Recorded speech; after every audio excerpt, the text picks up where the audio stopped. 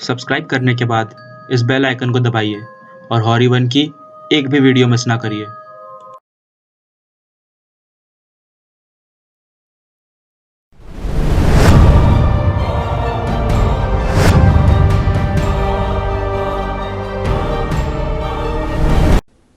नितिन, सूरज और महेश तीनों का आज कॉलेज में पहला दिन था। इसी वजह से वो तीनों काफ़ी नर्वस थे, लेकिन उन तीनों का ही पहला दिन बहुत अच्छा बीता। नए लोग से बात की, नए दोस्त बनाए, नए क्लास देखे और इन सब चीज़ों ने उन्हें बहुत थका दिया। अपने हॉस्टल रूम में जाते ही कब उनकी आंख लग गई पता ही नहीं चला। धीरे धीरे उन तीनों ने कॉलेज में अपना 1 साल पूरा कर लिया और उस 1 साल में नितिन, सूरज और महेश बहुत अच्छे दोस्त बन गए।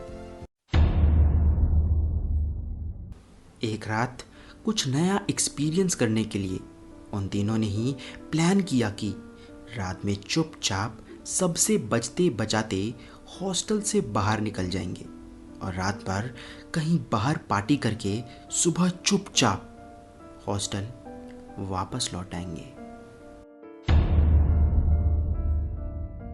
उसी रात के तकरीबन 12 बजे अपने प्लान के मुताबिक वो तीनों सबसे छुपते छुपाते अपने हॉस्टल से बाहर निकल गए। कुछ दूर जाने के बाद ही उन तीनों को एक बड़ा सा खाली पड़ा मकान दिखा, जिसे नितिन देख के थोड़ा घबरा गया और वहां जाने से मना करने लगा। लेकिन सूरज और महेश को वो जगह इतनी पसंद आई कि उन्होंने नितिन को अपने साथ चलने के लिए मना ही लिया।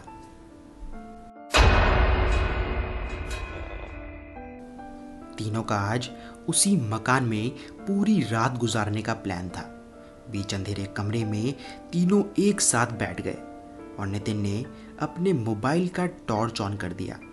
बातें करते करते बीच में महेश ने नितिन से कहा, अरे नितिन, एक बात बता, तू आखिर इतनी अच्छी जगह पे आने से आखिर मना क्यों कर रहा था? तभी नितिन ने बोला, क्योंकि ये घर भूतिया है। इस शहर के सारे लोग यहाँ से दूर रहने में ही अपनी भलाई समझते हैं। तभी सूरज ने कहा, पर ऐसा क्या हुआ था इस घर में कि ये भूतिया घर बन गया? तभी नितिन ने उन दोनों को ही इस घर की सारी कहानी सुना दी।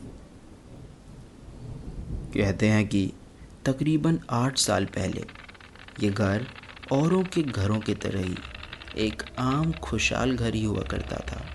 इस घर में मिस्टर हिमांशु शर्मा रहा करते थे। इस पूरे घर में बिल्कुल अकेले।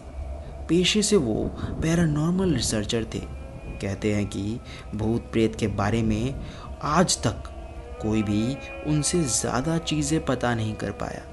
भूतों की कई तस्वीरें, वीडियोस हमेशा होते थे उनके पास सबूत के तौर पर। लेकिन आस पड़ोस के लोग मिस्टर हिमांशु को पागल आदमी समझते थे और हर कोई उनके सारे रिसर्च को बकवास बताता था। लेकिन फिर भी मिस्टर हिमांशु अपने रिसर्च पर दिन रात मेहनत करते थे और कुछ महीनों तक वो किसी को नहीं दिखे। जब कुछ समय के बाद लोगों को उस इलाके में कुछ अजीब सी बदबू आने लगी तो लोगों ने मिस्टर हिमांशु के घर की तलाशी ली और तलाशी लेते हुए लोगों को मिस्टर हिमांशु की सिकुड़ी हुई लाश उनके टेबल के नीचे मिली, जो कि उनके कमरे के बीचों बीच रखा था। इस वजह से समय के साथ लोग यहाँ से जाने लगे और ये इलाका एकदम सुनसान हो गया। कहते हैं कि आज भी मिस्टर हिमांशु के चिल्लाने की आवाज़ इस घर से आती रहती है।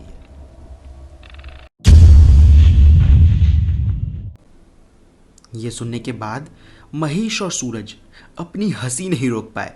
हंसते हुए ही उन दोनों ने नितिन से कहा, बहुत ही बढ़िया कहानी थी। लगता है आजकल तू ज़्यादा ही हॉरी वन देख रहा है।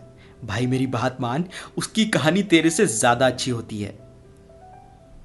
नितिन ने ये सब बहुत शांति के साथ सुना और वैसे ही आराम से कहा, तुम लोगों को ये सब मजाक लग रहा है? अगर इतनी ही हिम्मत है तो जाओ मिस्टर हिमांशु के कमरे में और उनके उस टेबल के साथ अपनी एक फ़ोटो खींच कर लाओ। क्यों, हंसी बंद हो गई तुम दोनों की? अभी तो बहुत ज़ोर ज़ोर से हंस रहे थे तुम दोनों, अब क्या हुआ?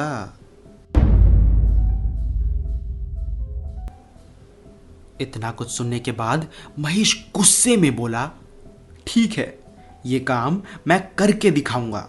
और मैं ही क्यों, हम तीनों ये काम करेंगे। नितिन के लाख मना करने पर भी वो दोनों नितिन को भी अपने साथ ले आए मिस्टर हिमांशु के उस डरावने कमरे में।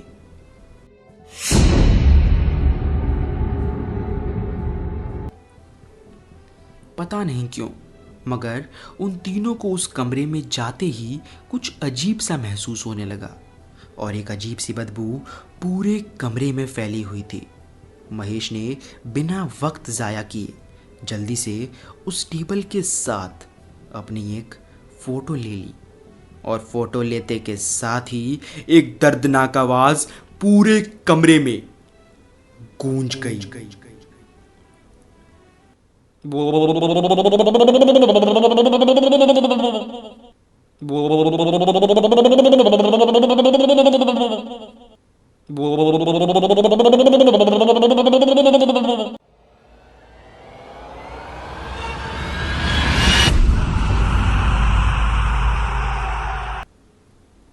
तीनों जल्दी से उस कमरे से भागे। तभी उन तीनों के पीछे से एक बहुत ही डरा देने वाली आवाज सुनाई दी।